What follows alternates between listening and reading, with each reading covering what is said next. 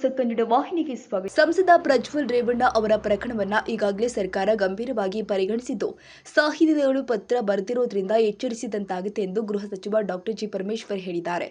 ಬೆಂಗಳೂರಿನ ಸದಾಶಿವನಗರದ ತಮ್ಮ ನಿವಾಸದ ಬಳಿ ಸುದ್ದಿಗಾರರೊಂದಿಗೆ ಮಾತನಾಡಿ, ಸಾಹಿತಿಗಳು ಸಮಾಜದ ಕಳಕಳಿ ಇರುವಂತವರು. ನಿತ್ಯ ಅನೇಕ ವಿಷಯವನ್ನ ಅವರು ಗಮನಿಸುತ್ತಿರುತ್ತಾರೆ. ಆ ನಿಟ್ಟಿನಲ್ಲಿ ಸರ್ಕಾರಕ್ಕೆ ಪತ್ರ ಬರೆದಿದ್ದಾರೆ. ಸಾಹಿತಿಗಳು ಪತ್ರದ ಮೂಲಕ ವ್ಯಕ್ತಪಡಿಸಿರುವ ಅಭಿಪ್ರಾಯವನ್ನ ಸರ್ಕಾರ ತೆಗೆದುಕೊಳ್ಳುತ್ತೆ ಎಂದರು. ಶಾಸಕ ಎಚ್.ಡಿ. ರೇವಣ್ಣ ಅವರೇ ಹಳೆಯ ವಿಡಿಯೋ ಎಂದು ಹೇಳಿಕೊಂಡಿದ್ದಾರೆ. ಅವರ ಕುಟುಂಬಕ್ಕೆ ಇದೆಲ್ಲವೂ ಗೊತ್ತಿದ್ದು ಮುಂದುವರಿಯಲು ಬಿಟ್ಟಿರುವ ಕುಟುಂಬದ ವಿರುದ್ಧವೂ ಕೂಡ ಕ್ರಮ ಜರುಗಿಸಬೇಕು ಎಂದು ಸಾಹಿತಿಗಳು ಒತ್ತಾಯಿಸಿದ್ದಾರೆ ಎಂದು ಸುದ್ದಿಗಾರರು ಕೇಳಿದ ಪ್ರಶ್ನೆಗೆ ಪ್ರತಿಕ್ರಿಯಿಸಿದ ಅವರು, ಅದೆಲ್ಲವನ್ನು ಎಸ್ಐಟಿ ಕ್ರಮ ತೆಗೆದುಕೊಳ್ಳುತ್ತೆ. ತನಿಖೆ ಹಂತದಲ್ಲಿ ಯಾವ ವಿಚಾರವನ್ನು ನಾವು ಹೇಳಲು ಬರುವುದಿಲ್ಲ. ಇದೆಲ್ಲವನ್ನು ಕೂಡ ಎಸ್ಐಟಿ ಅವರು ಗಮನಕ್ಕೆ ತೆಗೆದುಕೊಳ್ತಾರೆ ಎಂದರು. ದೊಡ್ಡ ತಿಮಿಂಗಲು ಯಾರು ಎಂಬುದನ್ನು ಎಚ್.ಡಿ. ಕುಮಾರಸ್ವಾಮಿ ಅವರೇ ಹೇಳಿದ್ರೆ ಮುಗಿಯುತ್ತೆ. ತಿಮಿಂಗಲು ಇದೆ ಎಂಬುದು ಕುಮಾರಸ್ವಾಮಿ ಅವರಿಗೆ ಗೊತ್ತಿದೆ. ಅದನ್ನ ಹೇಳದಿರುವುದೇ ದೊಡ್ಡ ತಪ್ಪು ಎಂದರು. ಭ್ರಷ್ಟಾಚಾರದ ಪೆನ್ಡ್ರೈವ್ ನನ್ನ ಬಳಿ ಇದೆ. ಅದನ್ನ ಕೊಟ್ಟರೆ ತನಿಖೆ ಮಾಡಿಸುವ ತಾಕತ್ತು ಸರ್ಕಾರಕ್ಕೆ ಇದೆಯಾ ಎಂಬ ಕುಮಾರಸ್ವಾಮಿ ಅವರ ಹೇಳಿಕೆಗೆ ಪ್ರತಿಕ್ರಿಯಿಸಿ, ಕುಮಾರಸ್ವಾಮಿ ಅವರು ದಿನಕ್ಕೊಂದು ಹೇಳಿಕೆ ಕೊಡ್ತಿರ್ತಾರೆ. ಪೆನ್ಡ್ರೈವ್ ಕೊಟ್ಟ ಬಳಿಕ ಆ ಮಾತನ್ನ ಹೇಳಬೇಕು. ನಾವು ತನಿಖೆ ಮಾಡಲಿಲ್ಲವಾದ್ರೆ ಆರೋಪಿಸಲಿ ಎಂದರು. ಹಾಸನ ಸಂಸದ ಪ್ರಜ್ವಲ್ ರೇವಣ್ಣ ವಿದೇಶದಿಂದ ವಾಪಸ್ ಆಗ್ತಾ ಇರುವ ಮಾಹಿತಿ ನನಗಿಲ್ಲ. ಅಧಿಕಾರಿಗಳಿಗೆ ಮಾಹಿತಿ ಇರುತ್ತೆ. ತನಿಖೆ ನಡೆಯುವಾಗ ಯಾವ ವಿಷಯವನ್ನು ಕೂಡ ಹೇಳಬೇಕು ಹೇಳಬಾರದು ಎಂಬುದು ಅವರಿಗಿರುತ್ತೆ. ಕೆಲವು ಸಂದರ್ಭದಲ್ಲಿ ಇಂಟೆಲಿಜೆನ್ಸ್ ಅವರಿಗೆ ಗೊತ್ತಿರೋದಿಲ್ಲ, ಆದರೆ ಬೇರೆಯವರಿಗೆ ಗೊತ್ತಿರುತ್ತೆ. ಅಂತಹ ಸಂದರ್ಭದಲ್ಲಿ ಹೇಳಿದರೆ ಸಹಾಯವಾಗುತ್ತೆ ಎಂದರು.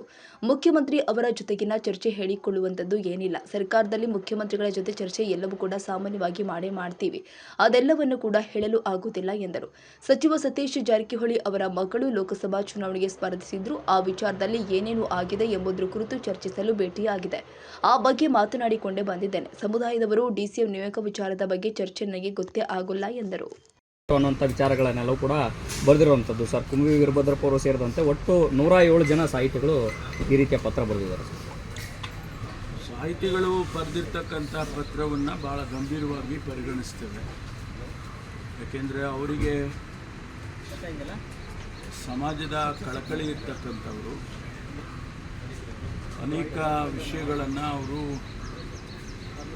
ಪ್ರತಿನಿತ್ಯ ಗಮನಿಸ್ತಾ ಇರ್ತಾರೆ. ಅಂಥವರ ಅಭಿಪ್ರಾಯಗಳನ್ನು ಭಾಳ ಗಂಭೀರವಾಗಿ ಸರ್ಕಾರ ತಗೊಳ್ಳುತ್ತೆ. ನಾನು ಪತ್ರವನ್ನು ನೋಡಿಲ್ಲ, ಮುಖ್ಯಮಂತ್ರಿಗಳಿಗೆ ಬರೆದಿದ್ದಾರೆ. ಅದನ್ನು ನಾನು ಕೂಡ ಮುಖ್ಯಮಂತ್ರಿಗಳಿಂದ ತೆಗೆದುಕೊಂಡು ಹೋಗ್ತೀನಿ. ಏನು ಕಾಂಟೆಕ್ಸ್ಟ್ ಏನು ಅಂತ ನಾವು ಈ ಪ್ರಕರಣವನ್ನೇ ಭಾಳ ಗಂಭೀರವಾಗಿ ಪರಿಗಣಿಸಿದ್ದೇವೆ. ಅದರಿಂದ ಅವರು ನಮಗೆ ಹೇಳಿರ್ತಕ್ಕಂಥದ್ದು ಇನ್ನೂ ಒಂದು ರೀತಿಯಲ್ಲಿ ಎಚ್ಚರಿಕೆಯನ್ನು ಕೊಟ್ಟಾಗುತ್ತೆ. ಹಾಗಾಗಿ ಅದನ್ನು ಭಾಳ ಗಂಭೀರವಾಗಿ ಪರಿಗಣಿಸ್ತೀವಿ. ಸರ್, ಮತ್ತೊಂದು ಅಂಶ ಉಲ್ಲೇಖ ಮಾಡಿದ್ದಾರೆ ಸರ್. ರೇವಣ್ಣ ಅವರು ಅದನ್ನು ಹಳೆಯ ವಿಡಿಯೋ ಅಂತ ಒಪ್ಕೊಂಡಿದ್ದಾರೆ. ಸೊ ಅದಾಗಿ ಗೊತ್ತಿದ್ರೂ ಕೂಡ ಈ ರೀತಿಯ ಪ್ರಕರಣಗಳನ್ನು ಮುಂದುವರಿಸಿ ಬಿಟ್ಟಿರುವಂಥದ್ದಕ್ಕಾಗಿ ಅವ್ರ ಕುಟುಂಬದ ಸದಸ್ಯರಿಗೆ ಇದೆಲ್ಲವೂ ಗೊತ್ತಿತ್ತು. ಅವರ ವಿರುದ್ಧವೂ ಕೂಡ ಕೇಸ್ ದಾಖಲಾಗಬೇಕು ಅಂತ ಒತ್ತಾಯ ಮಾಡಿದ್ದಾರೆ ಸರ್ ಕುಟುಂಬದ ಸದಸ್ಯರು. ಅದೆಲ್ಲವನ್ನು ಕೂಡ SIT ಕ್ರಮ ತಗೊಳ್ಳುತ್ತೆ. ಯಾಕೆಂದರೆ ನಾವು ಯಾವುದನ್ನು ಕೂಡ ತನಿಖೆ ನಡೀತಾ ಇರುವಂಥ ಸಂದರ್ಭದಲ್ಲಿ ನಾವು ಯಾವ ವಿಚಾರಗಳನ್ನು ಕೂಡ ಹೇಳಕ್ಕೆ ಬರೋದಿಲ್ಲ. ಇದನ್ನೆಲ್ಲ SITನವರು ಗಮನಕ್ಕೆ ತಗೊಳ್ತಾರೆ ಅಂಥೇಳಿ ನಾನು ಅಂದ್ಕೊಳ್ತೇನೆ. ಯಾಕೆಂದರೆ ಇವೆಲ್ಲ ಅದಕ್ಕೆ ಲಿಂಕ್ ಆಗಿರ್ತಕ್ಕಂಥದ್ದು. ಕುಮಾರಸ್ವಾಮಿ ಅವರು ಹೇಳ್ತಾರೆ ಸರ್ಕಾರದ ಒಂದು ದೊಡ್ಡ ತಿಮಿಂಗಿಲ ಇದೆ ಈ ಸರ್ಕಾರದ, ಅಂದರೆ ರೇವಣ್ಣವ್ರ ಕೇಸ್ ವಿಚಾರದಲ್ಲಿ ಅಂತ.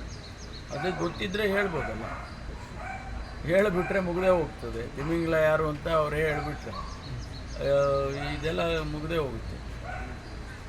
ಗೊತ್ತಿದ್ರೆ ಅವ್ರಿಗೆ ತಿಮಿಂಗೆಲ್ಲ ಇದ್ದಾರೆ ಅಂತ ಗೊತ್ತಿದೆ ಅವರಿಗೆ, ಅದನ್ನು ಹೇಳದೇ ಇರೋದೇ ದೊಡ್ಡ ತಪ್ಪಲ್ವಾ? ಹೇಳಬೇಕು, ಹೇಳಿದರೆ ಭಾಳ ಒಳ್ಳೆಯದು ಸರ್. ಭ್ರಷ್ಟಾಚಾರದ ಪೆನ್ಡ್ರೈವ್ ನನ್ನ ಹತ್ರ ಇದೆ, ಅದನ್ನು ಸರ್ಕಾರಕ್ಕೆ ಕೊಟ್ಟರೆ ತನಿಖೆ ಮಾಡಿಸುವಂಥ ತಾಕತ್ತು ಸರ್ಕಾರಕ್ಕಿದೆಯಾ ಅನ್ನೋಂಥ ಸವಾಲನ್ನು ಹಾಕಿದ್ದಾರೆ ಸರ್ ಕುಮಾರಸ್ವಾಮಿ ಅವರು. ದಿನ ಹೇಳ್ತಾ ಇರ್ತಾರೆ, ದಿನ ಒಂದೊಂದು ಹೇಳಿಕೆ ಬರ್ತಾ ಇದೆ. ಅದನ್ನು ಅವರು ಕೊಡ್ಬೋದು. ಕೊಟ್ಟಾದ್ಮೇಲೆ ಮಾಡಲಿಲ್ಲ ಅಂತ ಹೇಳಿ ತನಿಖೆ, ಕೊಟ್ಟಾದ್ಮೇಲೆ ತನಿಖೆ ಮಾಡಲಿಲ್ಲ ಅಂತ ಹೇಳ್ಬೋದು. ಒಂದು ವೇಳೆ ನಾವು ಮಾಡದೇ ಇದ್ದರೆ ಕೊಡಲಿ. ಈಗ ಪ್ರಜ್ವಲ್ ಎಲ್ಲಿದ್ದಾರೆ ಅನ್ನೋದ್ರ ಬಗ್ಗೆ ಸರ್ಕಾರಕ್ಕೆ ಏನಾದ್ರು ಮಾಹಿತಿ ಇದೆಯಾ ಸರ್? ಏನಿದೆ ಸರ್? ಅದೆಲ್ಲ SIT ಗೊತ್ತಿರುತ್ತೆ ಸರ್. ಇವತ್ತು ಬರ್ತಾರೆ ಅಂತ ಮಾಹಿತಿ ಇದೆಯಲ್ಲ ಸರ್? ಇವತ್ತು ಬರ್ತಾರೆ ಅಂತ ನಿಮಗಿದೆಯಾ? ಅಲ್ಲ ಸರ್, ಟಿಕೆಟ್ ಬುಕ್ ಆಗಿದೆ. ಯಾರಿಗಿದೆ ಮಾಹಿತಿ? ಯಾರಿಗಿದೆ ಮಾಹಿತಿ? ಟಿಕೆಟ್ ಬುಕ್ ಆಗಿದೆ ಎಲ್ಲ ನಿಮ್ಮ ಇಂಟೆಲಿಜೆನ್ಸ್ ಇರುತ್ತೆ ಸರ್. ನಿಮಗಿದೆಯೇನ್ರಿ? ಟಿಕೆಟ್ ಬುಕ್ ಆಗಿದೆ. ನಿಮಗಿದ್ರೆ ಹೇಳಿ. ಮಾಹಿತಿ ಇದೆ ಅಂದರೆ ಯಾರಿಗಿದೆ? ನಿಮಗಿದೆಯಾ? ಟಿಕೆಟ್ ಬುಕ್ ಆಗಿರೋ ಮಾಹಿತಿ ಇದೆ ಸರ್. ಬುಕ್ ಆಗಿರೋ ಮಾಹಿತಿ ಯಾವ್ದು ಇದೆಯಾ? ಟಿಕೆಟ್ ಬುಕ್ ಆಗಿರೋ ಮಾಹಿತಿ ನಿಮ್ಮ ಹತ್ರ ಇದೆಯಾ? ಎಲ್ಲ ಪತ್ರಿಕೆಗಳೆಲ್ಲ ಎಲ್ಲ ಹೇಳಿ ಅಪ್ಪ. ಇದ್ರೆ ಹೇಳಿ, ನಮ್ಗೆ ಇದೆ ಸರ್. ಸಹಾಯ ಆಗುತ್ತೆ. ಟಿಕೆಟ್ ರಿಟರ್ನ್ ಟಿಕೆಟ್ ಬುಕ್ ಆಗಿರೋದು ಇದೆ ಅಲ್ಲ ಸರ್. ಸರ್, ಅಲ್ಲ ಸರ್, ಸರ್, ಗೃಹ ರಿಟರ್ನ್ ಟಿಕೆಟ್ ಇಲಾಖೆಗೆ ಬುಕ್ ಏನೂ ಇಲ್ವಾ ಆಗಿದೆ. ಸರ್ ಮಾಹಿತಿ? ಹಾ? ಗೃಹ ಇಲಾಖೆಗೆ ಏನೂ ಇಲ್ವಾ ಸರ್? ಇರುತ್ತೆ, ಅದು ನಿಮ್ಗೆ ಹೇಳ್ತಾರ? ಅವರು ತನಿಖೆ ನಡೆಯುವಾಗ ಅವ್ರು ಯಾವ ವಿಷಯ ಹೇಳಬೇಕು, ಯಾವ ವಿಷಯ ಹೇಳಬಾರ್ದು, ಅದನ್ನು ಸಾರ್ವಜನಿಕ ವಲಯಕ್ಕೆ ಯಾವ್ದು ಬರ್ಬೋದು, ಯಾವ್ದು ಇರಬಾರ್ದು ಅಂತ ಹೇಳ್ತಾರೆ. ನಿಮಗೆ ಗೊತ್ತಿದ್ರೆ ನೀವು ಹೇಳಿದರೆ ಸಹಾಯ ಆಗುತ್ತೆ. ಅದಕ್ಕೆ ನಾನು ಕೇಳಿದ್ದು, ನಿಮ್ಗೆ ಏನಾರು ಗೊತ್ತಿದ್ರೆ ಹೇಳಿಯಪ್ಪ, ಸಹಾಯ ಆಗುತ್ತೆ. ಸರ್ ನಿನ್ನೆ ಕೆಲವು ಟೈಮ್ನಲ್ಲಿ ಏನಾಗುತ್ತೆ, ಇಂಟೆಲಿಜೆನ್ಸ್ನವ್ರಿಗೆ ಗೊತ್ತಿರಲ್ಲ, ಬೇರೆಯವ್ರಿಗೆ ಗೊತ್ತಿರುತ್ತೆ. ಅಂಥ ಟೈಮ್ನಲ್ಲಿ ಅದನ್ನು ಹೇಳಿದರೆ ಸಹಾಯ ಆಗುತ್ತೆ. ಹೇಳಿದೀವಿ ಸರ್ ನಾವು. ಅದೇ ಹಿಂದೆಲ್ಲ ಹೇಳಿದ್ದೆ. ಸರ್ ನಿನ್ನೆ CM ಅವ್ರ ಜೊತೆಗೆ ಸಭೆ ಮಾಡಿದ್ರೆ ಏನು ಇನ್ಸ್ಟ್ರಕ್ಷನ್ ಇದೆ ಸರ್? ನಿನ್ನೆ CM ಅವ್ರ ನಿವಾಸದಲ್ಲಿ ನಿಮಗೆ ಹೇಳೋ ಅಂಥದ್ದು ಯಾವುದು? ಎಲೆಕ್ಷನ್ ಇನ್ಸ್ಟ್ರಕ್ಷನ್ನು, ಚರ್ಚೆ ಅವೆಲ್ಲ ನಾವು ಮಾಡೇ ಮಾಡ್ತೀವಿ. ಸರ್ಕಾರದಲ್ಲಿ ಮುಖ್ಯಮಂತ್ರಿಗಳು, ಸಚಿವರುಗಳು ಮಾತಾಡಲೇಬೇಕಲ್ಲ. ಆದರೆ ನಿಮಗೆ ಹೇಳೋ ಅಂಥದ್ದು ಯಾವುದಿಲ್ಲ. ಅದಾದ್ಮೇಲೆ ಜಾರಕಿಹೊಳಿ ಅದು ಹೇಳಂಗಿಲ್ಲ. ಅವರ ಮಗಳು ಚುನಾವಣೆಗೆ ನಿಂತಿದ್ದರು, ಹಾಗಾಗಿ ಚುನಾವಣೆ ವಿಚಾರದಲ್ಲಿ ಸ್ವಲ್ಪ ಮಾತಾಡೋಣ ಅಂತ ಹೋಗಿದ್ದೆ. ಏನಾಗಿದೆ, ಗೆದ್ದಿತರ ಏನು ಎಲ್ಲ ನಮಗಿರೋ ಮಾಹಿತಿಗಳು ಅವ್ರ ಹತ್ರ ಹಂಚ್ಕೊಂಡು, ಅವರು ಹೌದು ನಾವು ಗೆದ್ದಿದ್ದೇವೆ ಅಂತೇಳಿ ಹೇಳಿದರು. ಹಾಗಾಗಿ ಅದನ್ನೆಲ್ಲ ಮಾತಾಡಿಕೊಂಡು ಬಂದೆ. ಸರ್ ಚುನಾವಣೆಯ ನಂತರದಲ್ಲಿ ಮತ್ತೆ ಸಮುದಾಯವಾರು DCM ವಿಚಾರ ಚರ್ಚೆಗೆ ಬರುತ್ತೆ ಅನ್ನೋದೇ ಇತ್ತು ಸರ್. ಆ ರೀತಿ ಏನಾದ್ರು ಚರ್ಚೆಗಳೇನು ಆಯಿತು? ಎಲ್ಲ ನಂಗೆ ಗೊತ್ತಾಗೋದೇ ಇಲ್ಲ ಅವೆಲ್ಲ. Thank you. ಓಕೆ.